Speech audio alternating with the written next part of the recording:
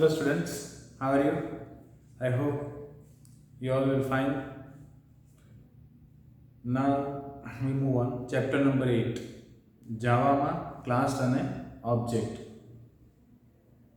એમાં 8.1 માં સૌથી પહેલા ઇન્ટ્રોડક્શન્સ આપ્યું છે. ક્લાસ એ ડેટા અને પ્રોગ્રામનો કોડ બંને ધરાવે છે. ક્લાસ મેં ત્યારે બે સમજાવ્યું છે. ક્લાસનો મિનિંગ એવો થાય કે આપણે જે એપ્લિકેશનનું નામ આપીએ છીએ તો એની અંદર શું હોય તો ડેટા દેટ મીન્સ કે આ જે આપણે લખ્યું છે અલગ અલગ ફંક્શન્સ વોટ એવર એને આપણે ડેટા તરીકે ઓળખી શકીએ. અને કોડ એટલે ફંક્શનની સાથે જે આપણે અલગ અલગ એના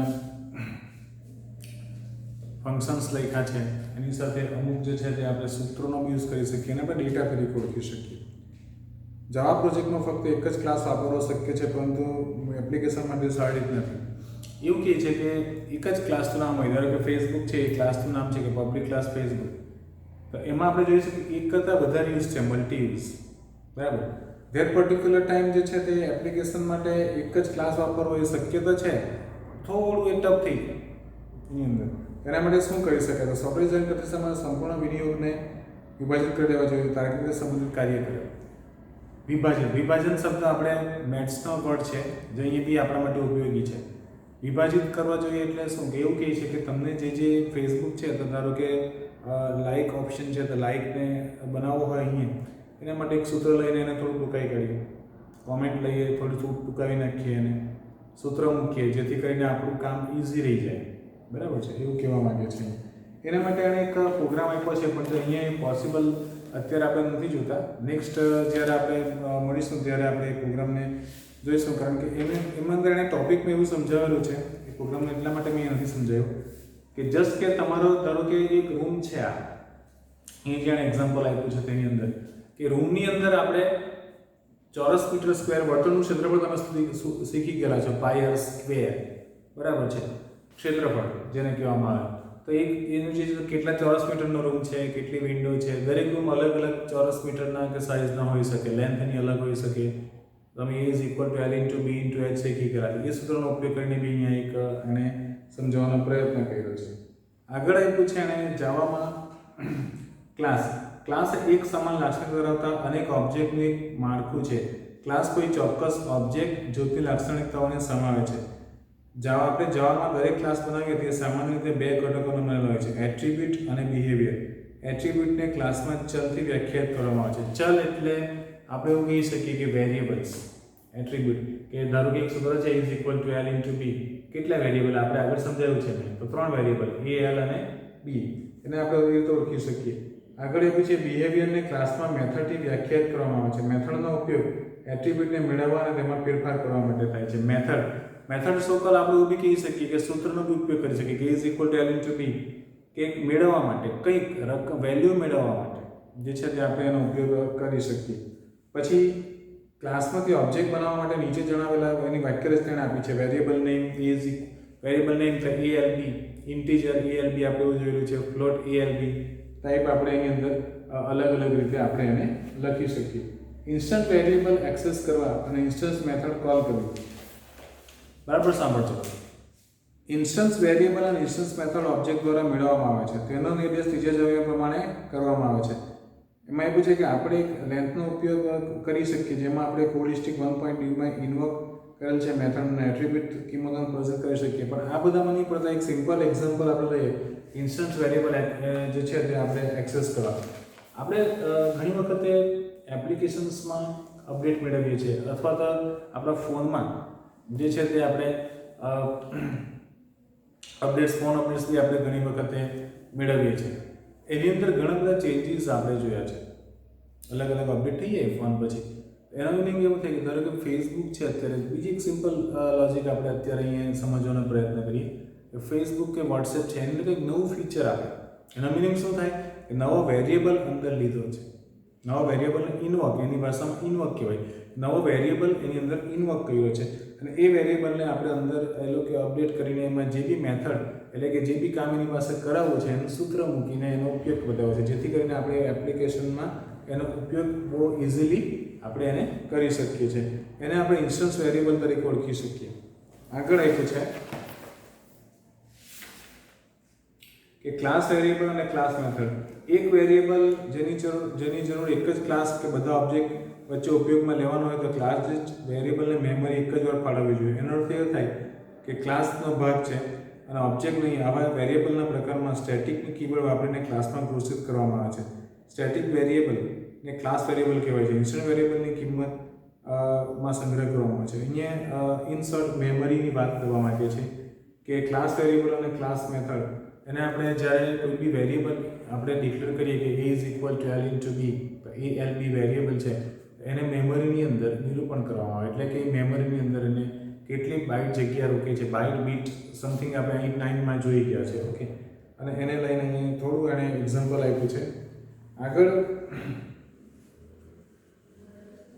પ્રોગ્રામની અંદર બીજી વાત કરી છે કે ક્લાસમાં ઘોષિત કરેલ વેરિયેબલનું વર્ગીકરણ મેથડ અને બ્લોકની અંદર વ્યાખ્યાયિત કરવામાં આવે છે. તેને લોકલ વેરિયેબલ કહેવાય છે. મેથડમાં નિયમ અનુસાર પ્રાચલો પણ લોકલ વેરિયેબલ છે અને જ્યારે બ્લોકની શરૂઆત થાય છે ત્યારે તેનું નિર્માણ કરવામાં આવે છે. Now I want to explain that. થોડું ધ્યાનથી સાંભળજો કે બ્લોક શું છે અને બ્લોક કેવી રીતે વ્યાખ્યાયિત કરવામાં આવે છે. બ્લોકનો મિનિંગ એવો થાય કે માનો કે આપણી પાસે સૂત્ર આ જ છે same, a is equal to l into b. બરાબર.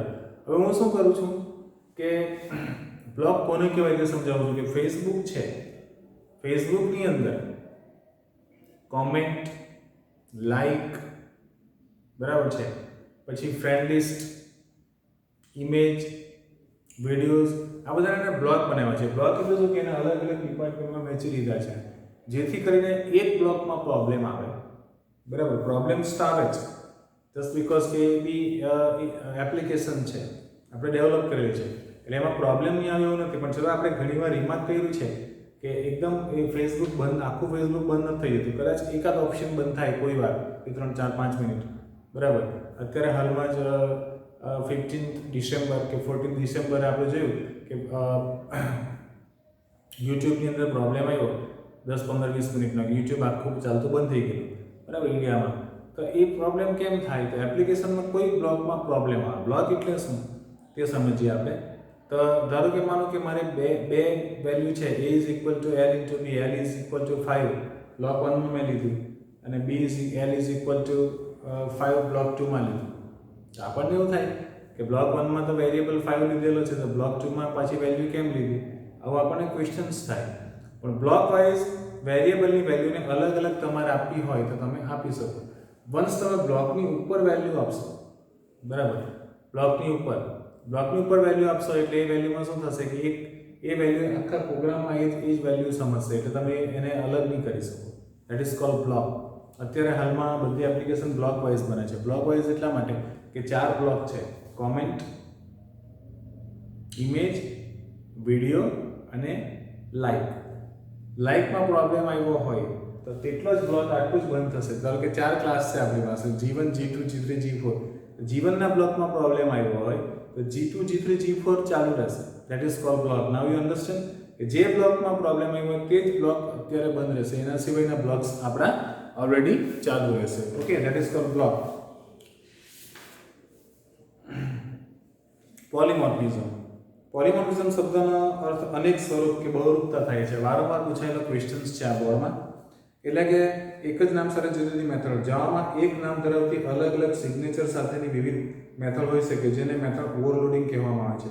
મેથડની સિગ્નેચર એ મેથડનું નામ પર કિંમતનો પ્રકાર અને પ્રાચલની યાદીને જે છે તે, ધારો કે એક્ઝામ્પલ લઈએ, તમે એવું શીખી ગયા છો કે મેક્સિમમ વેલ્યુ શોધવી, મિનિમમ વેલ્યુ શોધવી, એટલે કે મહત્તમ કિંમત શોધવી, નાનામાં નાની કિંમત શોધવી. આવું બધું આપણે ઘણી વખત જોઈ ગયા છે. તો એ શું છે કે એક મેથડ છે. મોટા મોટી સંખ્યા શોધવી એક મેથડ છે, મેક્સિમમ ફંક્શન. બરાબર. મિનિમમ ફંક્શન, નાનામાં નાની સંખ્યા શોધવી એ એક મેથડ છે. એને આપણે પોલીમોર્ફિઝમ કહી શકીએ કે શબ્દનો અર્થ અનેક સ્વરૂપ છે કે મોટી સંખ્યા શોધવા માટે, નાનામાં નાની સંખ્યા શોધવા માટે, ત્યાંથી જ્યારે પૂર્ણાંક સંખ્યા શોધવા માટે, અપૂર્ણાંક સંખ્યાઓ શોધવા માટે બી આપણે એનો ઉપયોગ કરી શકીએ છીએ. બરાબર છે. અને એને આપણે વધારે ડીપમાં સમજવા માટે અહીં એક પ્રોગ્રામની જે છે તે અહીંયા મેં લખ્યો છે. જે પ્રોગ્રામને આપણે ધ્યાનથી જોજો જેથી તમને સમજવામાં સરળ રહે. એપ્લિકેશન બનાવી છે એમાં અહીંયા ક્લાસમાં પ્રિન્ટ લાઇન અહીંયા જે છે તે ફંક્શન આપેલું છે એકચ્યુઅલમાં. બરાબર છે. અને એ જે પ્રિન્ટ લાઇન ફંક્શન છે એ ફંક્શન જે છે એ ફંક્શન લખવા માટે ફંક્શન છે એવું આપણે શાના પરથી કહી શકીએ? નાઉ સી ધેટ અહીંયા તમારે વિચાર લખવાનું જેની બાજુમાં બ્રાઉન બ્રેકેટ ઓન ઓફ કરેલો હોય એને ફંક્શન કહેવાય. આપણને એમ થાય કે ક્લાસની બાજુમાં તો ઓલવેઝ જે છે મેં એવું કીધું છે કે ક્લાસની બાજુમાં તો ઓલવેઝ એપ્લિકેશનનું નામ આવે. ધેન ક્લાસની બાજુમાં તમે કોઈ ફંક્શન આખા પ્રોગ્રામમાં યુઝ કરવાનો હો તો બી તમે લઈ શકો. બરાબર, અહીંયા એપ્લિકેશન નામ નીચે લખેલું છે. આ રીતે એક નવી મેથડ છે કે જેનો ઉપયોગ આપણે આ રીતે કરી શકીએ. અત્યારના બ્લોક્સમાં આ અત્યારની એપ્લિકેશન્સની અંદર આ મેથડનો ઉપયોગ વારંવાર થાય છે. Now see here class void print line. print line આ ફંક્શન જે છે તે અહીંયા આપણે જોયું કે આ જે ફંક્શન છે એ બી આને બીજું એક ક્લાસ void માં ડિફાઇન કર્યું. એક આ છે અને એક આ છે. બરાબર, ફોર લૂપ કહેવાય. Integer i, integer data type છે. i is equal to 0. i ની વેલ્યુ કેટલી આપી અહીંયા આપણને 0. i less than 40, i plus plus. i ની વેલ્યુ જ્યાં સુધી 40 કરતા ઓછી હોય ત્યાં સુધી i ની અંદર એક એક ઉમેરતા છે. બરાબર, એટલે પહેલા 0 પછી 1 2 એટલે 0 to 39 સુધીની વેલ્યુ એની થશે. એની અંદર system.out.println માં ઇક્વલ્સ ટુ એને પ્રિન્ટ કરવા કીધું છે. system.out.println માં અહીંયા જે છે તે પ્રિન્ટલન ફંક્શન પાછું અહીંયા એને ઇન્વોક કર્યું છે. અહીંયા system.out.println માં કહ્યું કે કોઈ બી વેલ્યુને પ્રિન્ટ કરવી હોય તો આપણે system.out.print નો ઉપયોગ કરીએ છીએ. system.out.print માં જે લખેલું હોય તે બેક ટુ પ્રિન્ટ થાય છે. યાદ હોય તો મેં કીધું છે. ફરી એકવાર ફોર ઇન્ટીજર ડેટા ટાઈપ છે. i વેરિયેબલ છે, એની વેલ્યુ 0. i ની લેસ ધેન 40, i ની વેલ્યુ 40 કરતા ઓછી હોય ત્યાં સુધી i માં એક એડ કરતા જવાનું છે. એટલે કે i ની અંદર એક એક ઉમેરતા જવાનું. એટલે 0 to 39 આવું કહી શકીએ આપણે. હવે પ્રિન્ટ શું કરવા કીધું? તો 0 to 39 પ્રિન્ટ કરવા નથી કીધું આપણે, ઇક્વલ્સ ટુ પ્રિન્ટ કરવા કીધું છે આપણે. એટલે આપણે જોઈએ 40 ટાઈમ્સ ઇક્વલ્સ ટુ પ્રિન્ટ થવા જોઈએ. કેટલા વખત? 40 ટાઈમ્સ અહીં ઇક્વલ્સ ટુ પ્રિન્ટ થવા જોઈએ. આપણે એવું સમજી શકીએ. સ્ટેટિક વોઇડ પ્રિન્ટલn કેરેક્ટર ઇન્ટીજર n આ એક ફંક્શન ને કેરેક્ટર ડેટા ટાઈપ લીધી અને કેરેક્ટર તમે એની અંદર લઈ શકો. ઇન્ટીજર માં આપણે n ની જે વેરીએબલ જેની અંદર આપણે જરૂર પડે આપણે અહીં એક ફંક્શન બનાવીને વેલ્યુ લઈ શકીએ. બરાબર, for integer i is equal to i less than i plus plus. પણ અહીંયા આપણી પાસે n ની પણ વેલ્યુ નથી. અહીંયા n is equal to કોઈ જગ્યાએ આપણને વેલ્યુ આપેલી નથી. એટલે આ અહીંયા લૂપનો ઉપયોગ જે છે એની અંદર વેલ્યુ ન હોવાને કારણે આ લૂપ કોઈ જગ્યાએ વર્ક નહીં કરશે. ધેટ મીન્સ કે તમને આઉટપુટ નહીં આવશે. ક્લિયર? હજી એકવાર સ્ટેટિક વોઇડ પ્રિન્ટલn character ch character data type છે. કેરેક્ટર ની અંદર તમે કોઈ બી કેરેક્ટર ઇન્ટીજર ડેટા ટાઈપ છે n વેરીએબલ છે એમાં લઈ શકો, નંબર લઈ શકો અને કેરેક્ટર લઈ શકો. પણ અહીંયા આપણે નંબર કે કેરેક્ટર લીધેલ ન હોવાને કારણે આખું જે તમારું લૂપ છે એ વર્ક નહીં કરશે. બીકોઝ કે આપણી પાસે n ની વેલ્યુ જ નથી. n ની વેલ્યુ હતે તો આપણે કામ કરી શકીએ. Now see here public class ab. અહીંયા પબ્લિક ક્લાસ ની અંદર આ જે એપ્લિકેશન છે એનું નામ આપ્યું છે public class ab. Public static void main string as argument print line. અને પ્રિન્ટ લાઇન માં આવી છે તો અહીંયા આપણે લખશું. ધારો કે અહીંયા હેશ સિમ્બોલ છે તો અહીંયા ઇક્વલ્સ ટુ પછી હેશ સિમ્બોલ જો અહીં બ્રેકેટમાં અહીંયા હેશ સિમ્બોલ હશે તો હેશ સિમ્બોલ કેટલી વખત પ્રિન્ટ થશે? 30 વખત. 30 વખત અહીંયા હેશ 30 ટાઈમ્સ પ્રિન્ટ થશે. ક્લિયર? સેકન્ડ છે પ્રિન્ટલn પ્લસ 20 એટલે પ્લસ નો સિમ્બોલ પાછળ કેટલી વખત પ્રિન્ટ થશે? 20 વખત, 20 ટાઈમ્સ.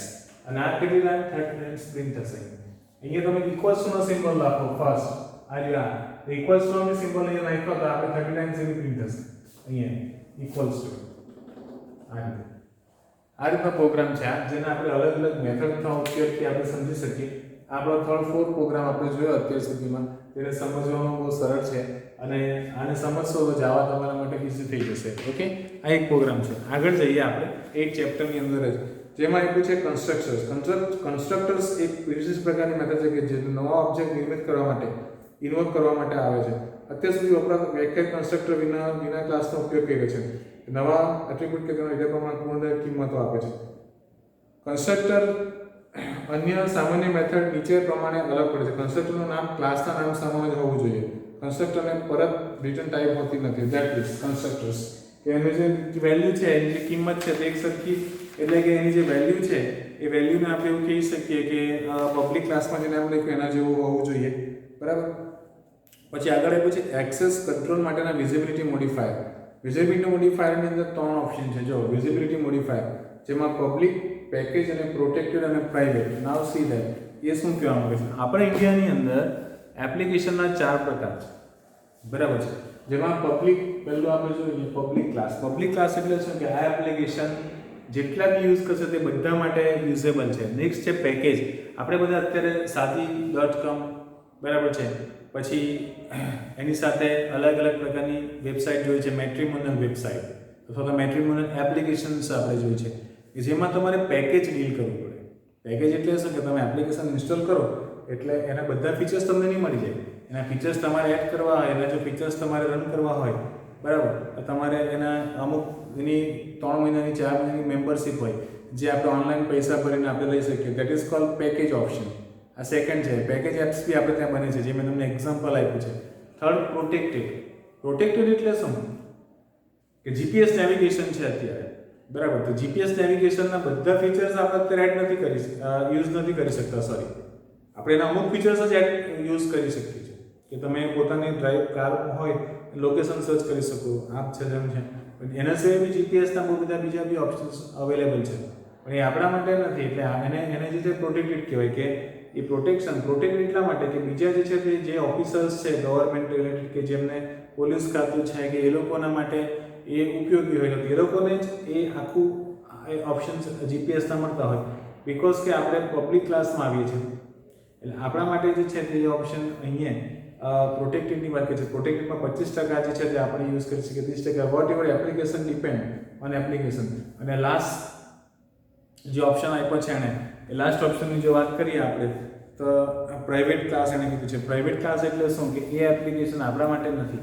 પ્રાઇવેટ એપ્સ જે બનેલી હોય કે જેને બી ગવર્મેન્ટ એ એપ્લિકેશન ઇસ્યુ કરે, ગવર્મેન્ટ જે સર્વન્ટ છે જે અત્યારે આપણે એમ કહી શકીએ કે જે લશ્કરી છે, નેવી છે, એ લોકોના માટે આ એપ્લિકેશન્સ હોય એવી. એટલે 4 પાર્ટમાં અહીંયા એને સમજાવવાનો પ્રયત્ન કર્યો છે આપણે.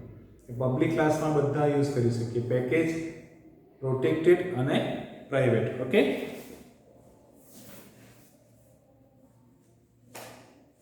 આગળ જઈએ આપણે. તો એ 4 ઓપ્શન અહીંયા મેં તમને સમજાવ્યા. પછી ઇનહેરિટન્સમાં હાયર ક્લાસને વિસ્તૃત કરીને વધારાના સામર્થ્ય સાથે નવો ક્લાસ બનાવવાની સગવડ આપે છે. અને અહીંયા એટલું છે આગળ કે દાખલા તરીકે ક્લાસરૂમ એક રૂમ છે અને સ્ટુડન્ટ એક પર્સન છે. એ રૂમ અને પર્સન કરંટ ક્લાસ કહેવામાં આવે છે. જો આપણે એને થોડું ડિફરન્ટલી સમજીએ, આપણને સમજ પડે એ રીતે. ઇનહેરિટન્સ એટલે આપણે હાયર ક્લાસને વિસ્તૃત કરીએ. ઇનહેરિટન્સ એટલે શું કે ફેસબુક છે. ફેસબુકમાં અત્યારે માનો કે કાલથી એવું આપણે જોઈએ છે કે જેવું આપણે લોગિન પર ક્લિક કરીએ એટલે પોપઅપ મેનુ ઉપર ડિસ્પ્લે થાય અથવા કલર ચેન્જ થાય, આવું કંઈક આપણે જોઈએ છે. તેના માટે અપડેટ કરવું પડે. અપડેટ કરીએ એટલે આટલું ફેસબુકની એપ્લિકેશન્સનું આપણે એપ્લિકેશન બનાવેલું છે, એમાં કંઈક નવા ફીચર્સ એડ કરવા પડે. ફીચર એડ કરવા માટે એનું પ્રોગ્રામિંગ કરવું પડે.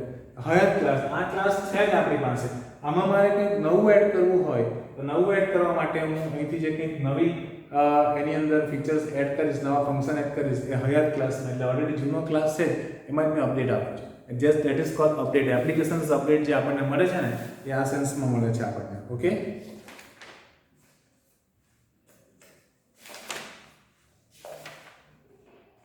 અહીંયા આપણે ચેપ્ટર જે 8 છે તેને આપણે ઓવર કરીએ છીએ. ચેપ્ટર 7 નો સેકન્ડ પાર્ટ બી હજી બાકી છે આપણો. તે સેકન્ડ પાર્ટ હું લઈને આવીશ તમારી સમક્ષ whenever we finish that. હવે આપણી પાસે વાત કરીએ આગળ તો ચેપ્ટર 9, ચેપ્ટર 10 અને ચેપ્ટર 11 એ હાલના સંજોગોમાં કોવિડ પરિસ્થિતિને ધ્યાનમાં લઈને એ ચેપ્ટર્સ આપણે કાઢી નાખેલા છે, જે અત્યારે આપણે એને રીડ કરવાના નથી. એટલે હવે આપણે ડાયરેક્ટ જશું ચેપ્ટર નંબર 12 ઉપર અને આફ્ટર ધેટ ચેપ્ટર નંબર 13.